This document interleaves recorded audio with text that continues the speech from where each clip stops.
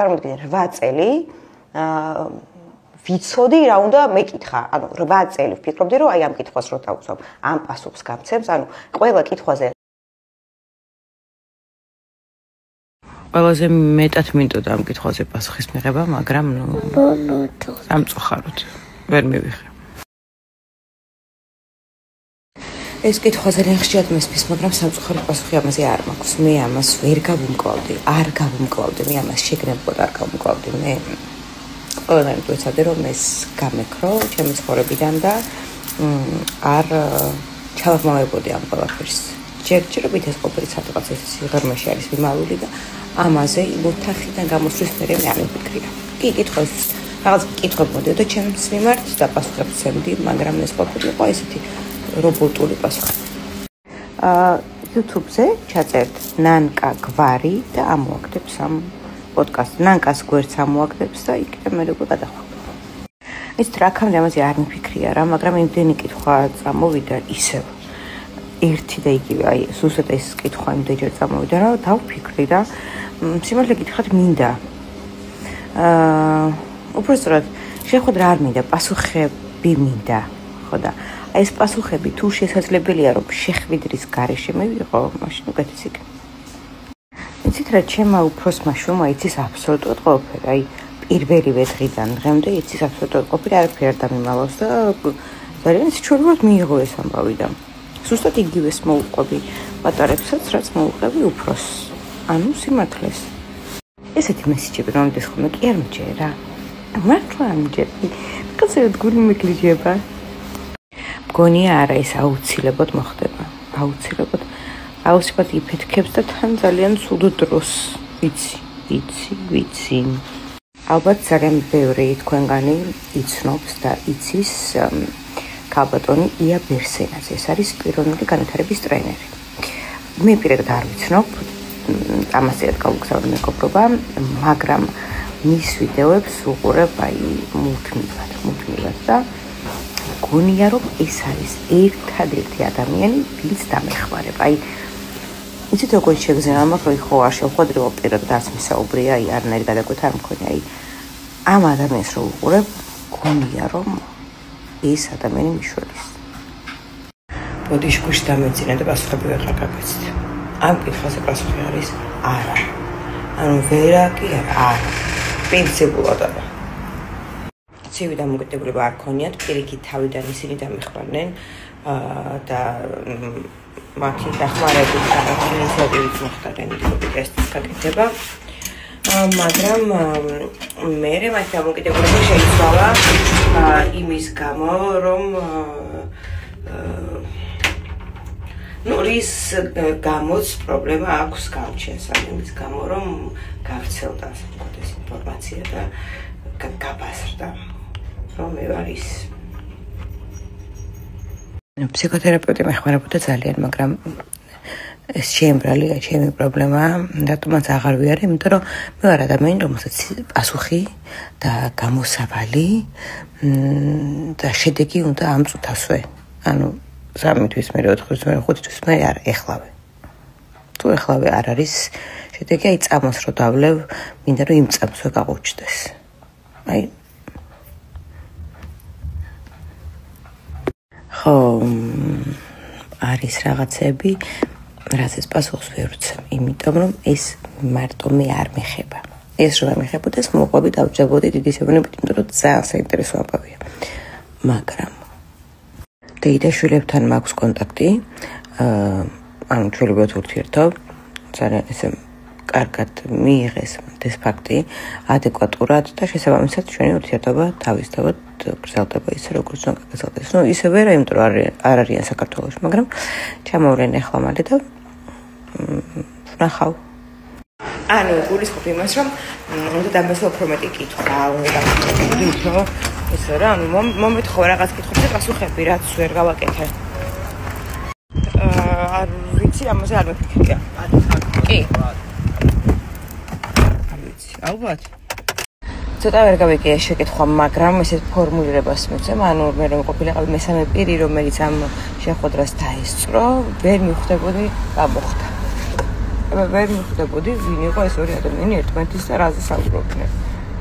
თორქი დედაშვილის ამბავი გაგრძელდა კარგად, ბავშვი რამდენიმე დღის წინ ელაპარაკე დედას და ბავშვი საქართველოში იყო, მაგრამ აქვს რაღაც საბუთების პრობლემა, ქონდა საბუთების პრობლემა, იმიტომ რომ როგორც იცით, მამამ დედის ნებართვის გარეშე ეს ბავშვი გადაწერა თავისი ცოლის სახელზე, თითქოს და ის ქალი არის დედა. და რაღაცა საბუთებთან ქონდა რაღაც პატარა გაურკვევლობა, არ მისაუბრია ეს დღეებია, მაგრამ იმედია მოაგვარეს. დაოლიკა ალბათ ივლისის ბოლოს, ბავშვებიანად ივლისის ბოლოს. ხახო ეხლა ვნახე. არ ვიცოდი. ბავშვები დაუდია. ერთხელ მარიანა ისეთ დღეს ჩამოვა, ისეთი რაღაც დამიდო, რომ თავი მომეჭრა. გთხოვთ რამე ისეს თუ ნახავთ მომწერთ ხოლმე რა. არა, ღვთისმადლით, არა. არ ერთხელ დავიწყე და ვერაფრით ვერ ვახერხებ, იმიტომ რომ დრო არ მაქვს. დამიკავშირდნენ ამერიკიდან, ამას წინათ მქონდა მოლაპარაკება, წიგნის აწერასთან დაკავშირებით, დები არიან, რომლებიც იყვნენ სხვადასხვა ქვეყანაში გაშურებულები და გენეტიკური ტესტის მეშვეობით იპოვეს ერთმანეთს ხვევენ ამერიკაში, არიან კორეადან ეს გოგოები. და მითხეს რომ ჩვენ დავწერთო. ძალიან დიდი მოლაპარაკება მქონდა მოყვითელებები, მე გაიგო რომ თუმე მე არც არ მიხდიან. და აღარ დავიკონტაქტე. ესეთ რა არის, ეს სიტუაცია იყო შექმნილი, რომ ფიზიკურად არ მქონდა კითხვის დასმის საშუალება. ვერ დავსვი კითხვები, იმიტომ რომ ისეთ რომ ვერ მივიღებდი. Wizard List-ისთან დაკავშირებით მე ინფორმაცია არ მქონდა, იმიტომ რომ TikTok-ს ახლა ისე ხშირად არ ვადევნებ თვალყურს. თუმცა თქვენი მოწერილი მესიჯების მე გადავავლე თვალი და მივხვდი რომ იმდენად მაგარი გოგოა და იმდენად ძლიერი ქალია რომ რამეს ვეტყოდე კი არა აქეთ უნდა ჩავუსხდეთ ყველა და აქეთ უნდა უსმინოთ რამე გითხრას მან არ გამოვა სამწუხაროდ ეგ ამბავი იმიტომ რომ მოკლედ ცოტა აგრესიულია ჩემს მიმართ იმის გამო რომ მოხდა მისი პიროვნების ასე ვთქვათ იდენტიფიცირება ანუ იმიტომ რომ სოფელში გაიგეს ვინ არის და ამიტომაც ნაწყენია ჩემს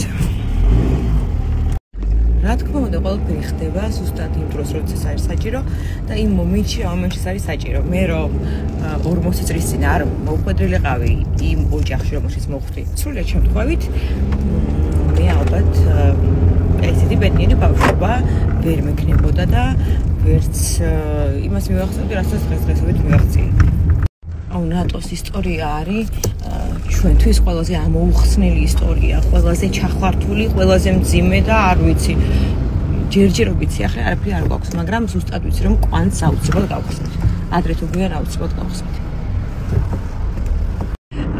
ესე ონლაინ პირველი ციცნობს მეორეც და მესამეც, მაგრამ შეხვედრით ჯერჯერობით მხოლოდ მარიანას შეხვედრა მოვახერხეთ. მაგრამ გეგმავთ რომ ზაფხულში ჩავიდეთ რამდენიმე დღით ყველა ბავშვით. კი ყოველდღიურად ვურეკავთ ერთმანეთს უბრალოდ აი ეს ორი კვირა მქონდა ძალიან დაძაბული ორი კვირა. ჯერ ერთი იმიტომ რომ რაღაც ისე მოხდა რომ ბევრი ასე ვთქვათ რეკლამა მომეყარა ღვთისწყალობით და ბევრი გადაღება მქონდა და მეორეც ერთი იმიტომ რომ დავიწყე ძალიან მნიშვნელოვან საკითხზე მუშაობა რომელიც არ გამომივიდა სამწუხაროდ არა და ზოგადად ყველაფერი გამომდის რასაც ხელს ვკიდებ არ გამომივიდა იმიტომ რომ რთულია ჩემთვის რა ამ საკითხის მოგვარება მოკლედ რო არ დავმალო, მინდა რომ გავაკეთო ბავშვთა სახლი. და ჯერჯერობით ამ ეტაპზე ფინანსების არქონის გამო ვერ ვახერხებ, ანუ ძალიან დიდი ფინანსები ჭირდება იმისთვის რომ გავაკეთო ეს ყველაფერი და ბევრი ვიკითხე, ბევრ ადამიანს შევხვდი. რაღაცა უცნაური კითხვები შემომდის. როგორ უნდა იყოს? ანუ ვერ მოვხვდი. კარგად. აქ ვაგრძელებ. ბევრი რაღაც გავარკვიე, მაგრამ როგორც გავარკვიე, სამწუხაროდ ამ ეტაპზე ვერ ვახერხებ, იმიტომ რომ დიდი ფინანსები საჭირო იმისთვის, რომ ეს საორგანიზაციო საკითხები მოვაყარო.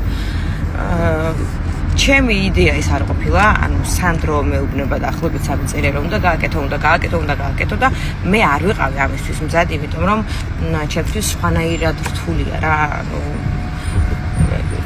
მე ასმაგათ უფრო მძაფრად ვიყურებ ამ ყოველივეს, მაგრამ დადგათ რომ ფიქრობ რომ ნამდვილად დადგათ რომ და მზად ვარ უკვე ამისთვის, თუმცა გაიგო რომ ფინანსურად ვერ ჯერჯერობით. მაგრამ აუცილებლად მოვიძიებ ამის ფინანსებს და აუცილებლად დადგება ეს დრო. აუცილებლად უახლოეს მომავალში. აი ახლა საჯაროდ შევარცხენ ჩემ დიშვილებს. და მე ვნახოთ ერთი რას იზამენ. თათული კიდე შეტარებით მოვიტყუე და გიო ძალიან დაკარგულია. მუშაობს, სწავლობს, ორივე არის უნიჟიერესი ბავშვი და გიო უფრო სანდროსთან დაწმა კაცდა და რუსო არ გცხვენია დაო? არ გცხვენია? აი ესე მემართება, როდესაც ესეთ მესეჯებს წერთ. მადლობა. მაგრამ მარტო ძრთნა რას უზავს თუ ბუნებამც არ უშველაო, რა თქვა მია. ხო და მგონია რომ ორივე ერთად. ოღონდ ვფიქრობ რომ ორივე მამების ხაზები და იმიტომ რომ ესე მგონია. ჩემი მეგობარი მეუბნება გუში რომ ერთება თუ მოვახლობ მოვესიმით ხავრო სინამდვილეშიო იქით მხარესთან ურთიერთობა არა აქვსო აბაო სადდებსო ფოტოებს და სკრინებს და ხალხო ანუ მართლა ძალიან მერიდება ახლა ესე ყოველ აპარატის დროს დასკრინო და გამოჭერება იმიტომ რომ ეს ხალხი არ არის საჯაროობას მიჩვეული მაგრამ თუ ესე ძალიან გაინტერესებთ შემიძლია ვთხოვო თქვა და რომელიმე საუბრისას გადავიღო ფოტო არ ვიდეო და გაჩვენო ანიშკო ესე პირადად არ იცნობს, მაგრამ ტელეფონით კონტაქტობენ და აქვთ ურთიერთობა. ხო? იმიტომ. მადლობა, ძალიან დიდი მადლობა. რა თქმა უნდა, თუმცა რანო პროფესიული წოლი არ ვიყავი. მადლობა, ძალიან დიდი მადლობა. ჩემი აზრითაც მეც ესე ვფიქრობ, მაგრამ ჯერთი დავიწყოთ იქიდან რომ დრო არ მაქვს და მე ვფიქრობ რომ კარგია რომ დრო არ მაქვს, იმიტომ რომ რაღაც სხვა რაღაცებზე გადამაქვს და არ მრჩება იმის რომ ამაზე ვინერვიულო. და მეორეც ერთი, როგორც უკვე აღვნიშნე, ვიპოვე ერთი ადამიანი YouTube-ზე, რომელთანაც მივალ, ანუ ეს ადამიანი იქნება ჩემი ხსნა. აი ხა ხვდები ხოლმე რას გძრომენ ბავშვები ბავშვები რომლებიც მე მწერენ და რომლებიც მშობლებს ეძებენ რას გძრომენ როდესაც მეუბნებიან რომ აი ვიცი რომ შედაბეხმარები აი ამ ადამიანს რო ვუყურებ ზუსტად ვიცი რომ აი სადღაც რაღაცა პატარა კუნჯულებში რაღაც პატარა პრობლემები რომ აქვს აი ისინიც კი მომიგვარდება აი არ ვიცი რა რაღაც ისე შევუყურებ ჯერჯერობით ვერაფერი ვერ ხდება იმიტომ რომ ველოდებით გენეტიკური ტესტის გაკეთებას რაღაცა ცოტა თავს იკავებს ეს გოგო. არ ვიცი რატომ. ვერც გაიგებთ. როგორი დამამშვიდებელი ტექსტია ხო ვერა? იმიტომ რომ რატომღაც ქართულმას საბაჟომ გადაწყვიტა რომ არ გაატაროს გენეტიკური ტესტები და აღარ გაგზავნოს. ამიტომაც შეგიძლიათ გამოგზავნოთ ჩვენ ჯგუფში და ჩვენ დაგეხმარებთ გაგზავნაში, ან შეგიძლიათ იპოვოთ ვინმე, ვინც მიფრინავს ნებისმიერ სხვა ქვეყანაში და ან იმ ქვეყნის ფოსტიდან გაგზავნის, ან პირდაპირ თუ იპოვეთ ვინმეს, ვინც მიფრინავს ამერიკაში, თქვათ უკეთესი. ой, ალბათ სასაცილო შეხვედრა იქნება, იმიტომ რომ ანიკა არის აი სასაცილო ესე ბავშვი. მე ძალიან მაინტერესებს. მე და სანდრო შეყვარებულობის პერიოდში დავშორდით ერთხელ და ვიყავით გაშორებულები 8 თვე. მე მივხვდით რომ არ შეგვეძლოთ თქვენსგანში ცხოვრება და შევხვდით. ძალიან მარტივი გამკლავებული იყო ეს. უმარტივესი, ან უბრალოდ არ ვიფიქრე ამ თემაზე და მოვჭა. ანუ დაგშევარ და სულ სიყვარულს და მეთქი.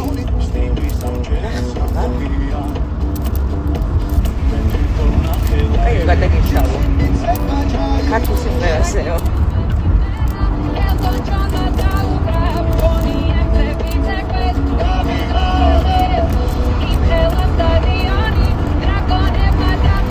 აგერეთ რომ დამი კომენტარი, იმიტომაც გინდა ჰოლივუდში რომ სახეობა გინდოდაო. ნანკას უდევს ვიდეო რა ამოჭრილი ახლა საბავშვო რო ჩემი ოცნება იყო ჰოლივუდი. თქო რაღაცები შემოვარდი და ჰოლივუდში უნდა ამას. ჰოლივუდში მინდა კი არა, ანუ ბავშვობაში ალბათ ყველა უცნებობთ ხო და ყველას გოგოცნებები. ჩემი ოცნება იყო ჰოლივუდი. არ შეიძლება, რა ვიცი, ვიღაცას მთვარეზე უნდა გაფრენო და ვიღაცას უნდა რომ ყოფილიყო მეხანძრე, რა ვიცი. ხო და მინდოდა მსახიობობა ძალიან, მაგრამ თეატრალურ უნივერსიტეტში არ ჩავაბარე, იმიტომ რომ მამა ჩემმა თქვა რომ ჩემი შებილი მსახიობი არ გამოვაო. მე ჩავაბარე თეატრალურ უნივერსიტეტში, ჩავაბარე მე უკვე კინომსახიობობას, როდესაც დამთავრე ჟურნალისტიკა, ჯავახიშვილში, დამთავრებული არ მქონდა ბოლო კურსები ვიყავი. მაინც ჩავაბარე თეატრალურ უნივერსიტეტში, ვიყავი ზვიადოლიძის მოსწავლე, ზვიადოლიძის ჯგუფში, მაგრამ სამსახიობოზე სამწუხაროდ ვერა.